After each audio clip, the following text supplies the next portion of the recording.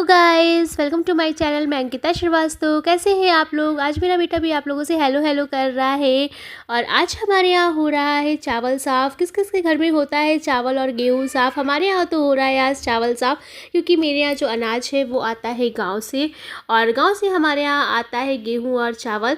क्या आप लोगों के यहाँ भी गेहूँ और चावल आता है? और मैं यहाँ पर आ गई हूँ चावल साफ़ करने के लिए, क्योंकि मेरे को भी करना था चावल साफ़ करना। और वो मुझ पर हंस रही थी, पूछ रही थी दीदी तुम कैसे करोगी, लेकिन मैंने बोला कि नहीं मैं करूँगी ज़रूर, क्योंकि मुझे बहुत अच्छा लगता है सूप से चावल साफ़ करना। मैं थाली से हालांकि चावल साफ़ कर ले जाती हूँ, लेकिन सूप से बहुत मुश्किल होता है साफ़ करना। आप लोग साफ़ कर लेते हैं सूप से गेहूँ और चावल, मुझसे तो नहीं हो पाता है, लेकिन मैं फिर भी कोशिश कर रही हूँ, क्योंकि मुझे बहुत अच्छा लगता है सूप से गेहूँ और चावल को पछोड़ना, जिसको बोलते हैं पछोड़ा जाता है यहाँ पे।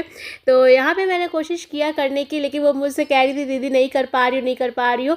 तो मैंने बोला ठीक है तुम एक बार फिर से मुझे करके दिखा दो, क्योंकि मुझसे नहीं हो पा रहा है।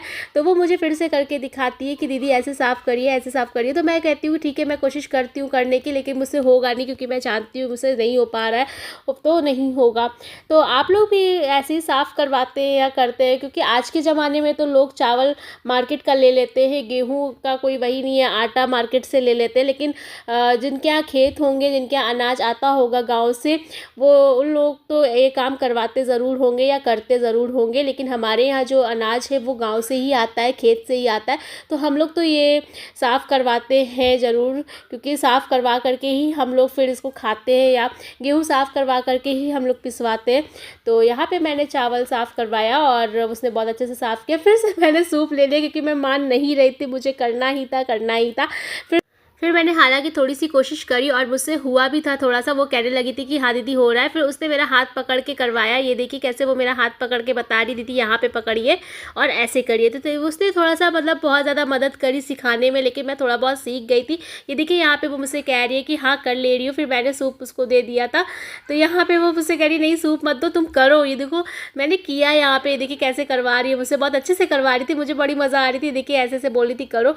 फिर मैंने उसको दे दिया था। मैंने कहा तुम्हारा टाइम वेस्ट हो रहा है तो तुम करो। तो यहाँ पे कौन कौन कर लेता है सूप से इतने अच्छे से गेहूँ और चावल को साफ़?